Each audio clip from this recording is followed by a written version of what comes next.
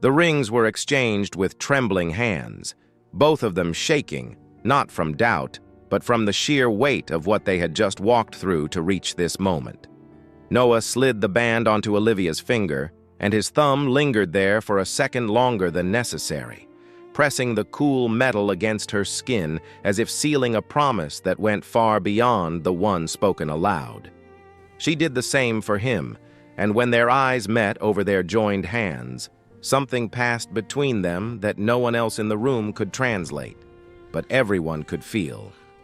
On the morning of her wedding in a church packed with over 200 guests, the bride's uncle stood up in the middle of the ceremony and announced that she was destroying her future by marrying a broke black single father who drove trucks for a living. He didn't whisper it. He said it loud enough for every person in that building to hear, as if he were saving her from the worst mistake of her life. The entire church went silent. The groom didn't argue. He just stood there, calm, steady, unmoved. But what the uncle didn't know was his own ignorance was about to turn around and answer him in a way he would never forget. Noah Johnson had never been the kind of man who looked comfortable in a suit. His hands were built for work, thick fingers, rough palms, the kind of hands that had gripped steering wheels for thousands of miles across state lines. He was in his mid-30s, broad-shouldered, dark-skinned, with a quietness about him that most people mistook for having nothing to say. The truth was simpler than that. Noah had plenty to say. He just believed that words without weight were noise, and he had spent most of his life refusing to be noise. In the mirror, he adjusted his collar and glanced down at his daughter. Jessie was 5 years old, spinning in circles in her little flower girl dress, watching the fabric fan out around her ankles. She laughed every time it floated up, and every time she laughed, something in Noah's chest loosened just a little. He knelt down and held her still by the shoulders. "You remember what you're supposed to do out there?" Jessie nodded very seriously. "Walk slow. Hold the basket. Don't eat the flowers." Noah smiled. It was the kind of smile that didn't come often, but when it did, it changed his whole face, softened. Everything erased the weight he usually carried. He kissed her forehead and stood back up, catching his own reflection again. He checked his watch. 20 minutes until the ceremony. Through the walls, he could hear the muffled sound of the organ warming up the low hum of guests finding their seats. Somewhere out there, over 200 people were waiting to watch him get married, most of them strangers, many of them skeptics, a few of them openly hostile to the idea of their golden girl marrying a man like him. He had known what he was walking into. He had chosen to walk into it anyway. For a moment, his mind drifted. Not to Olivia, not to the ceremony, but to someone else. His late wife, Grace. She had died 3 years ago, a car accident on a rain-slicked highway outside of Memphis, sudden and final, the kind of loss that doesn't announce itself. Grace had believed in him when belief cost nothing back, when he really was just a driver hauling freight for someone else's company, back when the apartment was small and the bills were large and the future looked like more of the same. She never asked him to be anything other than what he was. After Grace, there had been one other woman. Her name was Danielle. She had come into his life at a time when things had already started to change, when the company he had quietly built from nothing was beginning to grow in ways that attracted attention. Danielle didn't know about any of it at first. She liked him, or at least she seemed to, but the moment she found out what he was worth, something shifted. The way she looked at him changed. The questions changed. She stopped asking how Jessie was doing and started asking about properties, investments, vacations. She didn't love him. She loved what she thought he could give her. That relationship ended the way a fire ends when you cut off the oxygen quickly and with nothing left. And from the ashes of it, Noah made a decision that would shape everything that came after. Whoever loved him next would have to love the version of him that had nothing. Not the founder, not the owner, just the man, just the father. That was how he met Olivia Carter. And that was why, even now, standing in this church on the morning of their wedding, she still believed he was a truck driver. Olivia was already inside the chapel, hidden behind a set of heavy wooden doors, waiting for the music to begin. She was 29, sharp-eyed, educated, the kind of woman who could read a room the way some people read a book, catching every subtext. Her father, James Carter, was a practicing attorney. Her mother, Eleanor, had spent 20 years teaching literature at the State University. Olivia had grown up in a house where opinions were loud, expectations were high, and love, though real, always came wrapped in conditions. She had met Noah 14 months ago at a grocery store of all places. Not at a gala, not through friends, not on an app, at a grocery store. He was standing in the cereal aisle, holding Jessie on one hip, humming a song to keep her calm while she tugged at his collar. Olivia had stopped walking and just watched them, this tall, quiet man with scarred hands and a gentle voice, holding his daughter like she was the only thing in the world that mattered. Something in that image reached a part of her she didn't know was waiting. They talked that day, and the next week, and the week after that. Noah never told her what he did for a living in any grand way. He said he worked in transportation. She assumed he meant he was a driver. He never corrected her, and she never pressed, because for Olivia it didn't matter. What mattered was the way he showed up on time every time, the way he listened like the words she said were worth remembering, the way he treated Jessie not as an obligation, but as his greatest purpose. But the road to this church had not been smooth. The first time Olivia brought Noah home to meet her family, her mother had smiled politely and said almost nothing. Her father had shaken Noah's hand, looked him up and down, and then disappeared into his study for the rest of the evening. It was Richard, her mother's older brother, who said what everyone else was thinking.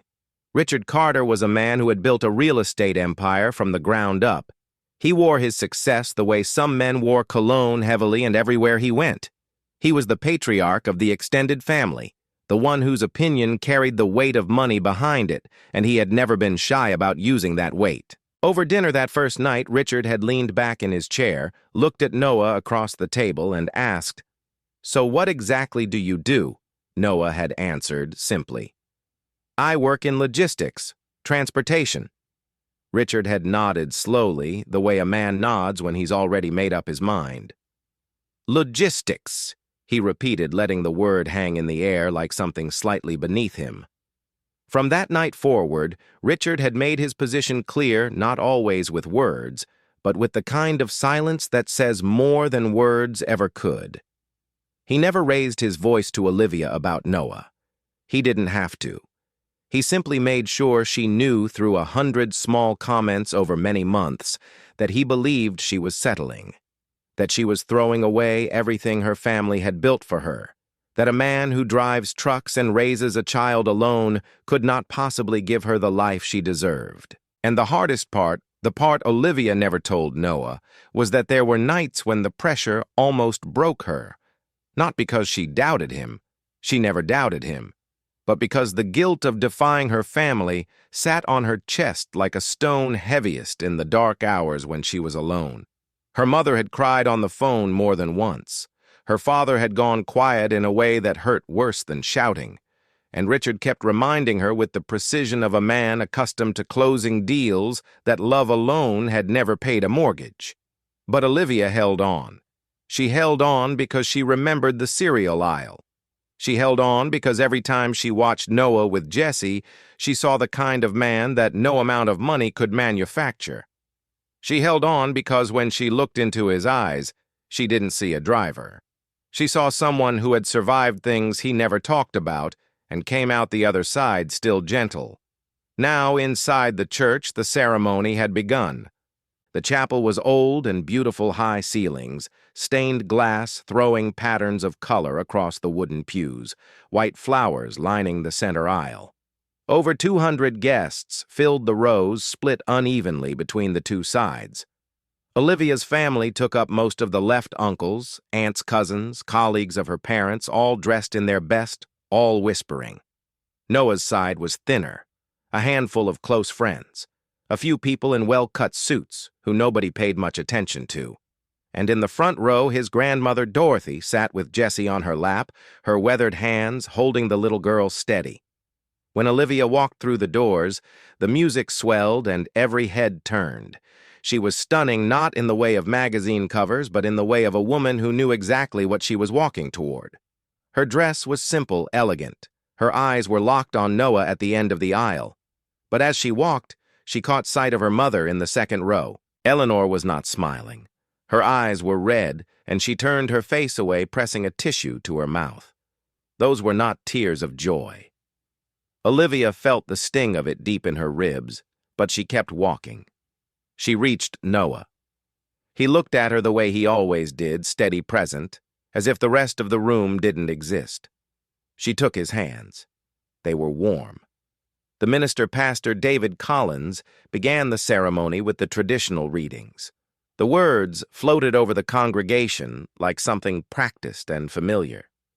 For a few minutes, the tension in the room seemed to settle. People relaxed into their seats. The whispers quieted. Then Richard stood up. He didn't ask for permission. He didn't wait for an appropriate moment. He simply rose from his seat in the third row, buttoned his jacket, and stepped into the center aisle with the confidence of a man who had never been told no in a room he was paying for. "I need to say something," Richard announced, his voice deep, controlled, filling the chapel like a verdict. Pastor Collins looked startled, but before he could respond, Richard was already speaking. "I love my niece," Richard began, looking directly at Olivia. "Everything I've done, every objection, every conversation, has been because I love her. I watched my own sister struggle in the early years of her marriage before things got better. I know what financial hardship does to love. I've seen it. And I won't stand here and watch history repeat itself." He turned to Noah. His eyes were not cruel, but they were hard, the eyes of a man delivering a business judgment. "Marriage is not just about love," Richard continued. "It's about security. It's about what you can provide. So I'm asking you right here in front of everyone, what can a single father who drives a truck offer my niece? Tell us. Tell all of us." The church went cold. 200 people held their breath. A few of Olivia's relatives shifted in their seats, some nodding slightly. James Carter. Olivia's father sat rigid, his face unreadable. He didn't support Richard, but he didn't stop him either. His silence was its own kind of wound. Noah heard every word. His left hand tightened at his side, a small involuntary movement that no one saw except his grandmother, who recognized it immediately. Inside, old voices stirred. The voice of a landlord who once told him he didn't look like he could afford the deposit. The voice of Danielle telling him he wasn't the kind of man she needed. The voice of every person who had ever looked at his skin, his job, his circumstances, and decided they already knew his story. He swallowed. He breathed. And he chose to stand still. In the front row, Jessie watched her father from her grandmother's lap. She didn't understand what the loud man was saying, but she could feel something was wrong. Her small fingers gripped Dorothy's sleeve, and the old woman pulled her closer, pressing her lips together. Dorothy knew the truth, all of it. But she also knew her grandson, and she respected the choice he had made long before this day. Noah looked at Olivia. His eyes didn't plead. They didn't burn with anger. They simply offered her something rare and terrifying, the freedom to choose. His gaze said what his mouth didn't. "I won't make you stay." "But I'm not going anywhere." Olivia stared back at him, and in that single breath her whole life split into two roads. One led back to safety, to her family's approval, to the life they had mapped out for her, comfortable and predictable, but without him. The other led forward into uncertainty, into a future built on nothing but trust in this man standing in front of her. She thought of the cereal aisle. She thought of Jessie falling asleep in his arms. She thought of every quiet evening on his porch when he said little and meant everything. Her voice came out thin, but it did not shake. "I choose him," Olivia said, turning briefly toward her uncle. "I have always chosen him." Richard's jaw tightened. Before he could respond, Pastor Collins stepped forward, visibly shaken but doing his best to restore order. He cleared his throat and spoke the words that were supposed to be ceremonial, a tradition, a formality, something no one ever actually answered. If anyone here has reason to object to this marriage, speak now, or forever hold your peace. The question dropped into the silence like a match into dry grass. And Richard, who had never in his life held his peace about anything, was not about to start now. I object. Richard's voice hit the quiet like a hammer on glass. He was still standing in the center aisle, shoulders squared, chin lifted, a man accustomed to owning every room he walked into. He looked directly at Pastor Collins, as though the minister were merely a clerk awaiting instruction. I object to this marriage, Richard repeated louder now, making sure every seat in the chapel heard him clearly. And I have every right to. That girl up there is my family, my blood. I held her when she was 2 days old, and I am not going to stand by and watch her chain herself to a future that can't support her. A murmur rippled through the pews. Several of Olivia's relatives nodded, not boldly, but enough. A few of Noah's friends stiffened. Dorothy pulled Jessie tighter into her lap and pressed her hand over the child's ear, though the girl was already looking around with wide, confused eyes. Richard turned to face Noah directly. The two men stood less than 20 feet apart, one in the aisle, one at the altar, and the distance between them felt like a courtroom. I asked you a question earlier, Richard said, his voice dropping into something low and deliberate. And you gave me nothing. So I'll ask again, and this time I want an answer that means something. What can you provide for my niece? Not promises, not feelings. Show me something real, a plan, a number, anything. Noah met his gaze without flinching. His left hand was still tight at his side, the knuckles pressing hard against his thigh, but his face remained composed, the same stillness that people had always mistaken for emptiness. I have always fulfilled every responsibility given to me, Noah said. His voice was calm, unhurried, as though he were stating something so obvious it barely needed saying. Richard let out a short breath through his nose, not quite a laugh, but close enough.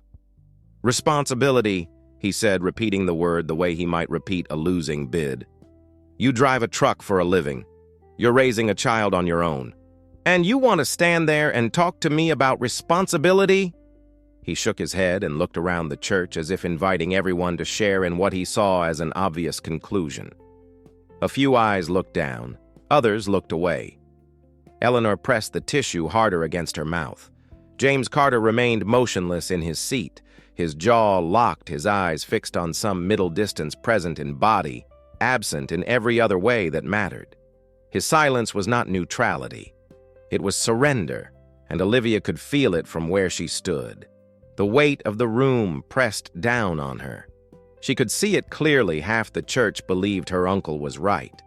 Not because they were cruel, but because they had been taught to measure a man by what he earned, and by that measurement, Noah was not enough.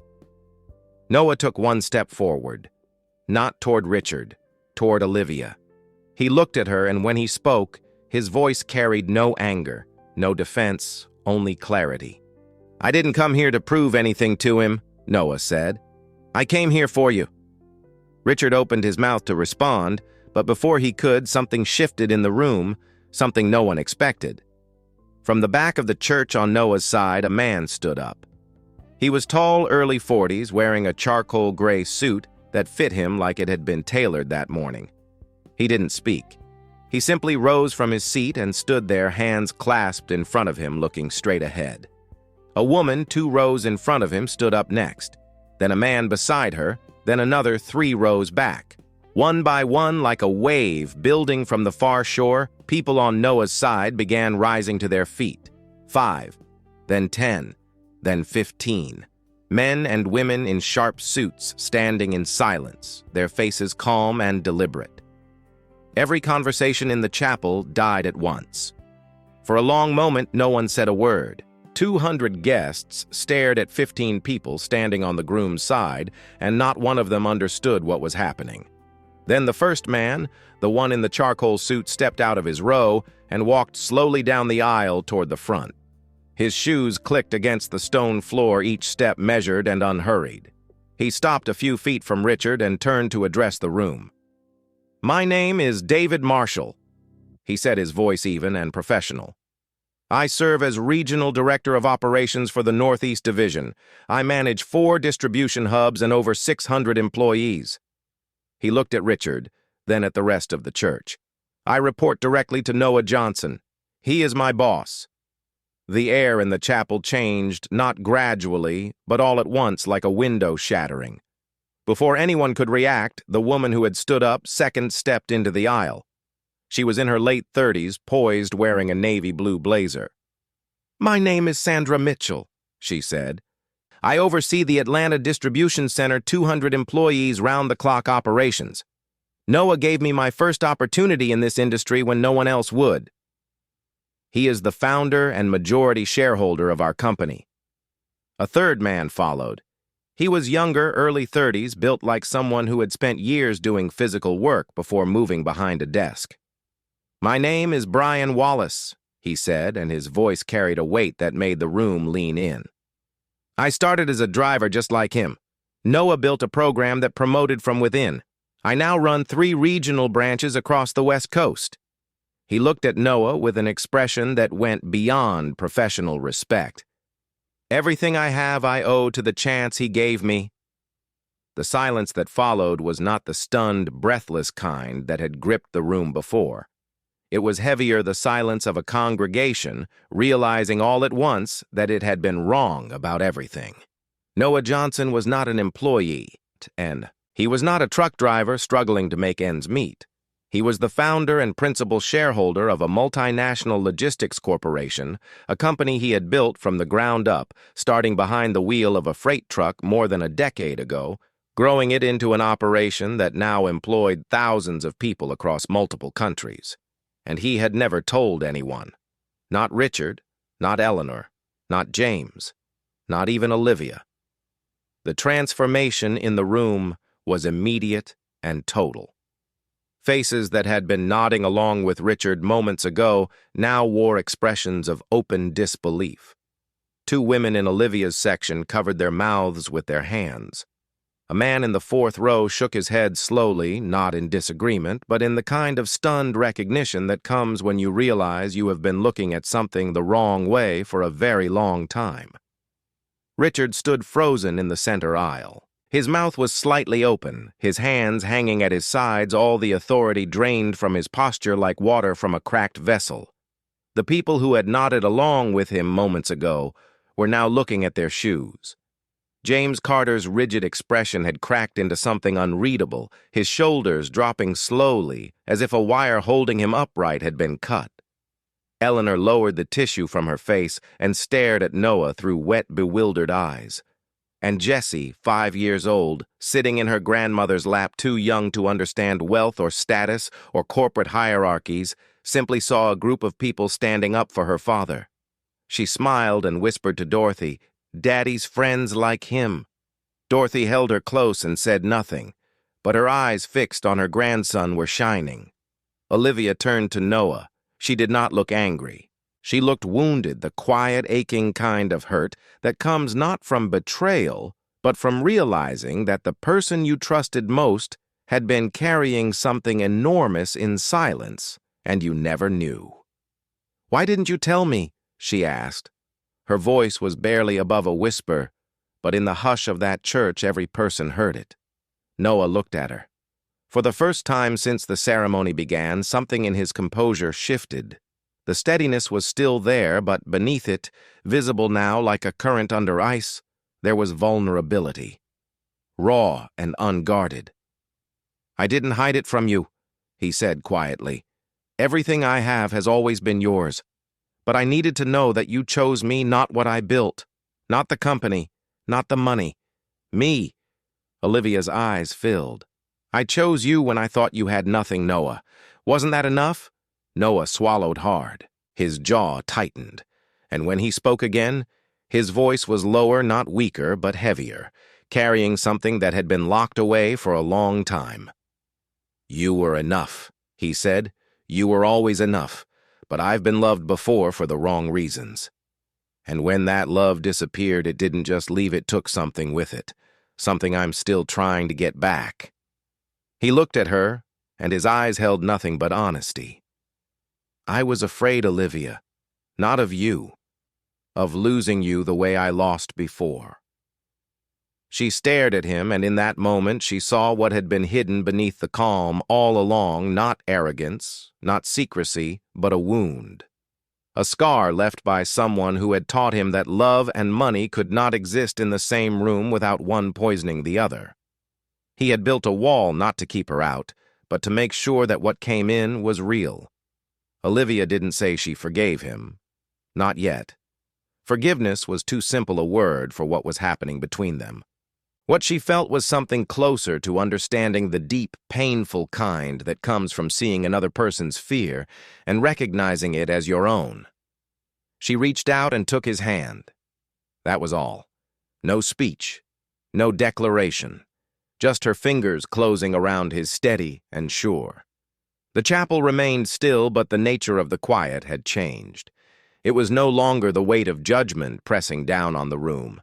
It was something closer to reverence, the hush of people watching something private and sacred unfold in front of them, something most of them did not deserve to witness but could not look away from.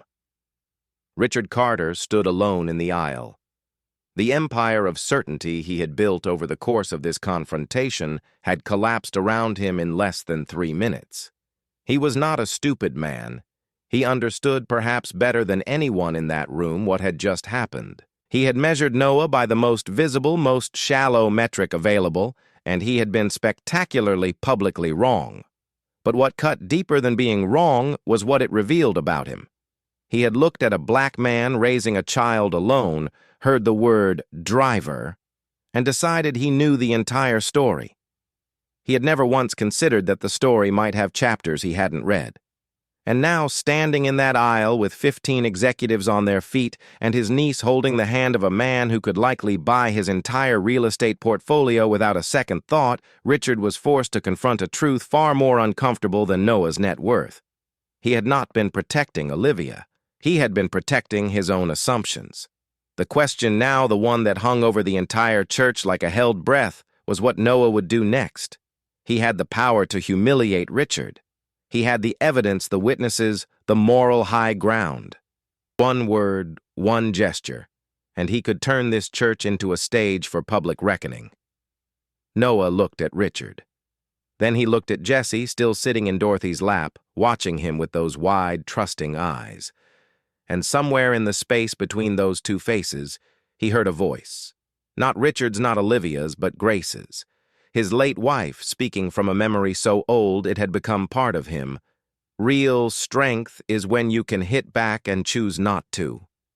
His fist unclenched, his shoulders dropped, and the choice was made. Noah turned to Richard, not with the sharpness of a man about to strike, but with the measured calm of someone who had already decided what kind of person he was going to be in this moment and every moment after it. "You were right about one thing," Noah said, and the words landed gently across the church. "Marriage does require security, but security isn't a bank statement. It's not a portfolio or a property deed." He held Richard's gaze without malice, without triumph.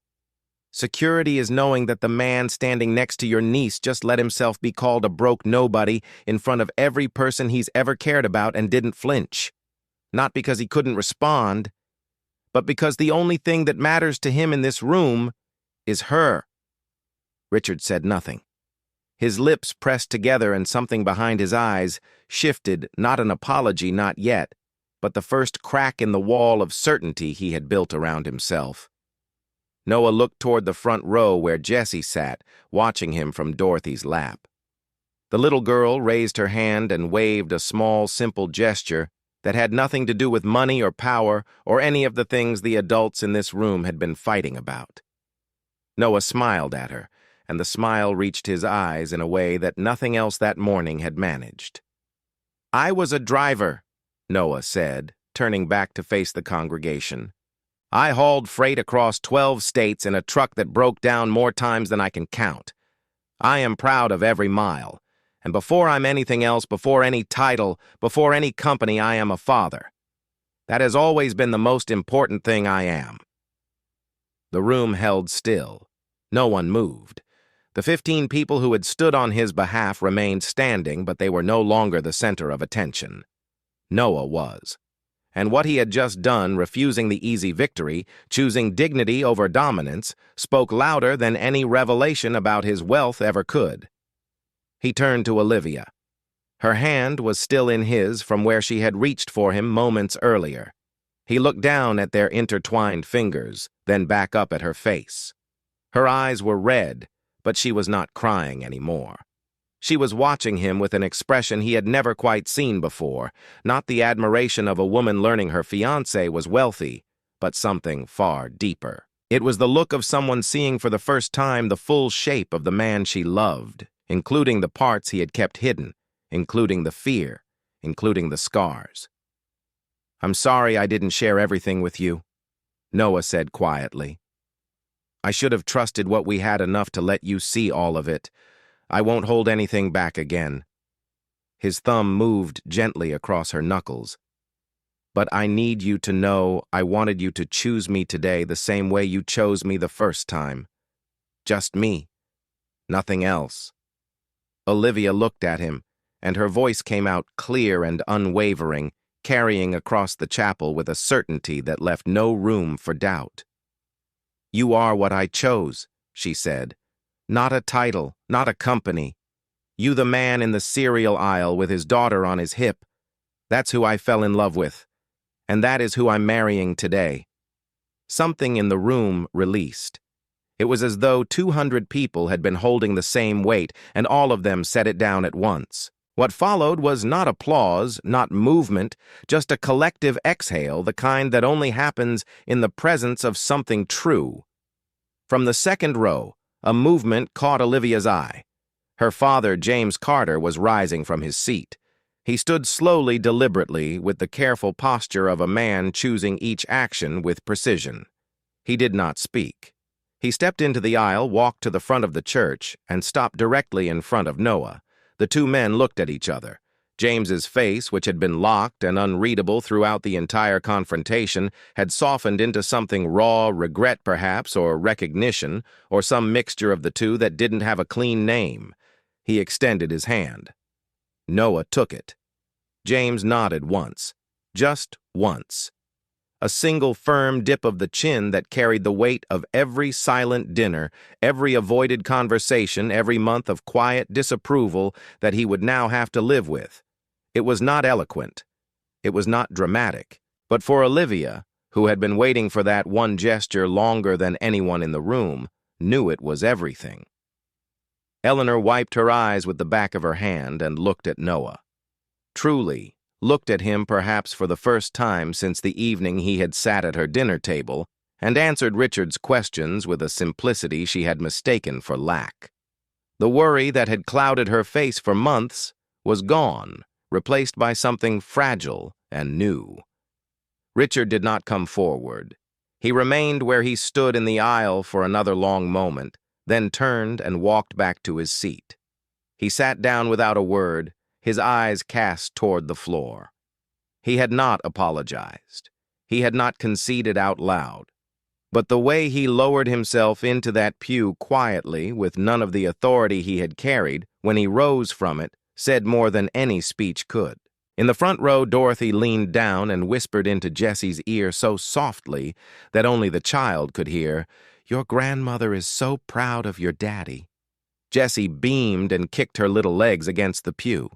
Pastor Collins cleared his throat gently and looked at Noah and Olivia. "Shall we continue?" he asked, and there was a warmth in his voice that hadn't been there before. Noah nodded. Olivia nodded. And the ceremony resumed.